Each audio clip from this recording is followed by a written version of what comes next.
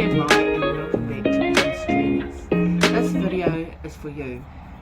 This video I'm going to share 9 tips and hacks with you that I found were helpful for me on my recent overseas travel. So they come from personal experience and they may not be things that are written on the internet or anything else. This is from personal experience. So this video is mainly for you if you are travelling solo, so you're arranging your own trip, you're female and you're a senior, and also that you have a pre-existing health condition, because that's my situation. I have a pre-existing health condition, which is myasthenia gravis. That's an autoimmune. So travelling anywhere, you really have to do your research because of changes in atmosphere, climate, altitude. They all affect your health. So these are 9 hacks that I want to share with you. So there's the normal stuff that, you know, like your passport, your visa, your medical insurance, your cover insurance, to cover everything. Those things are the norm. I mean, if to be really stress-free, it's best to go through a travel agent for those really important specifics.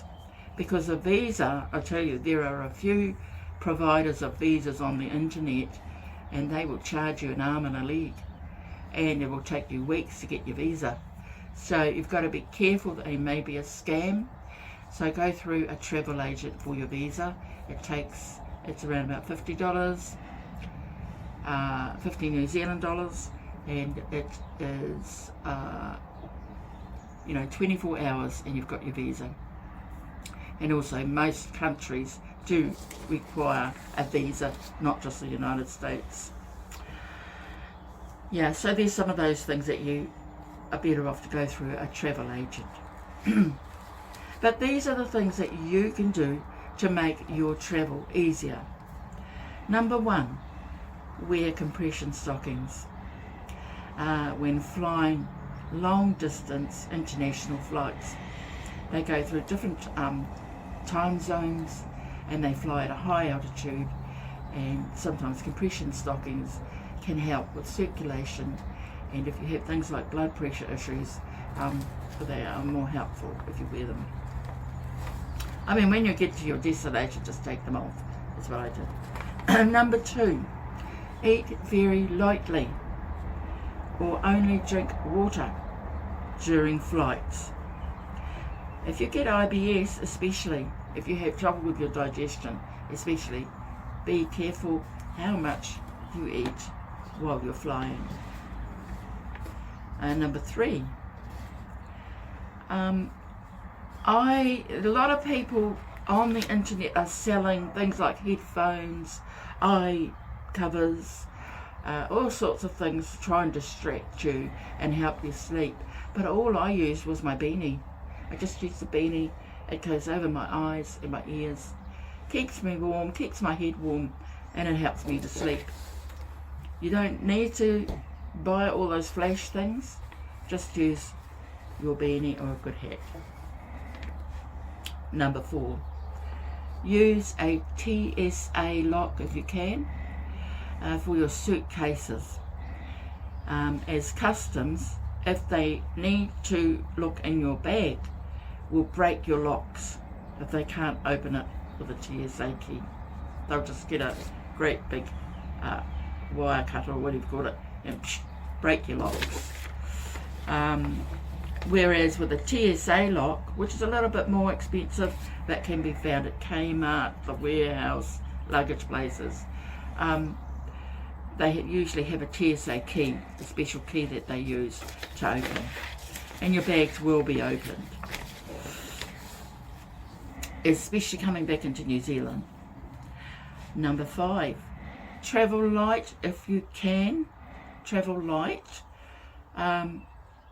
Now in hindsight, I wish that I had travelled light, because chasing after my check-in bag had become a little bit of a hassle. And in one airport, that was the Albuquerque airport, I had to walk for a long way, and I was quite exhausted by the time I got my bag. And also I didn't wear all the clothes that I had in my bag. And so if you're going for not a long period of time, travel light. That's all I can suggest. Number 6, really, really important. Book special assistance or wheelchair assistance. Now I have to give the kudos for that to my support person from the Myasthenia Gravis Association in New Zealand. She advised me to get special assistance, and that's either a wheelchair assistance or a shuttle assistance, and they take you from the plane right through customs and right to your next waiting area for the next airplane if you're going from place to place. So if you're on your own, you're solo, you're senior, you get in the airport. Some airports are like little cities, you know, they're pretty huge.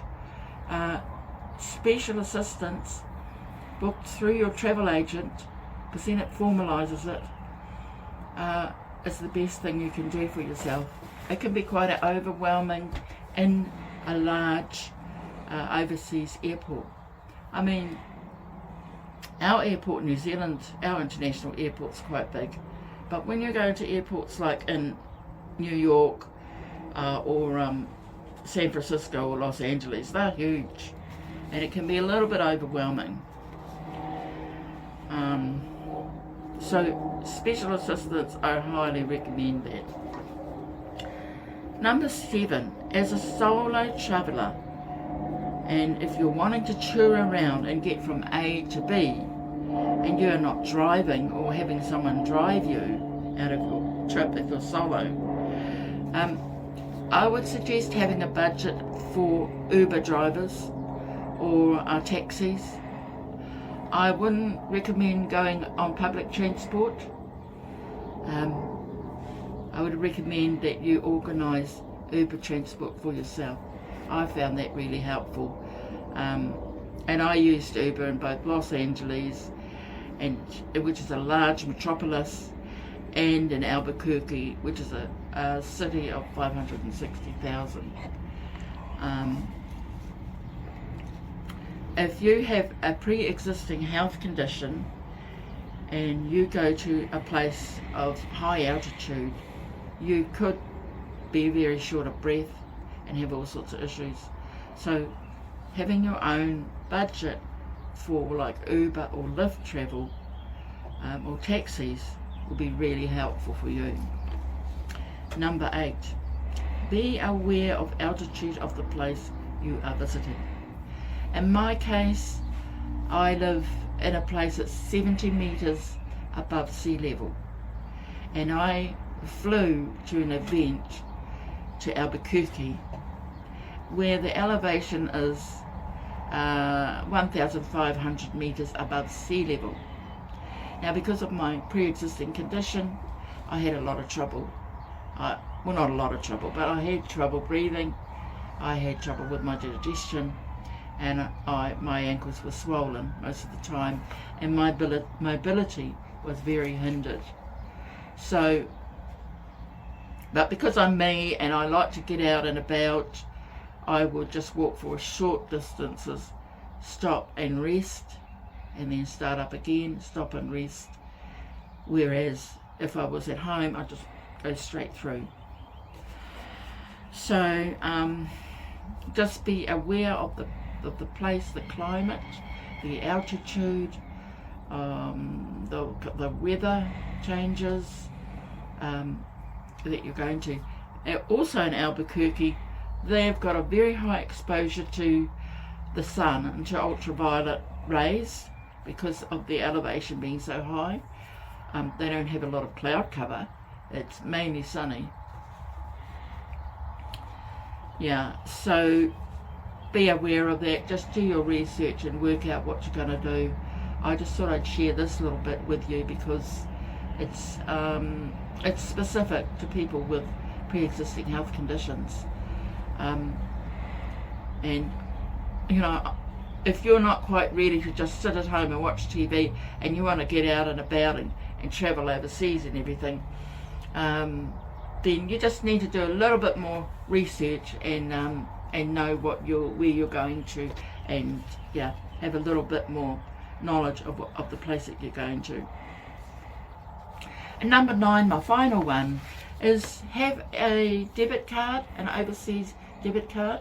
I used Wise, and I found that they were okay. Of course, there's an exchange fee, but I could use it in shops, I could use it at ATMs and over EFTPOS, not a problem. So I had a small budget, I put that money into the Wise card, and I just used that to spend.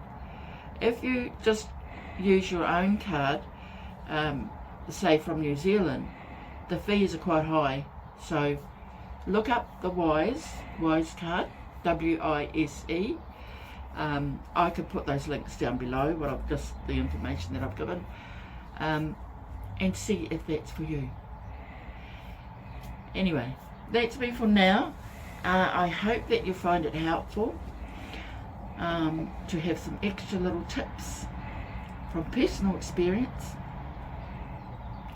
and I wish you a happy, healthy future and happy, healthy travels. And don't forget that whenever you're out there in nature, only leave your footprints.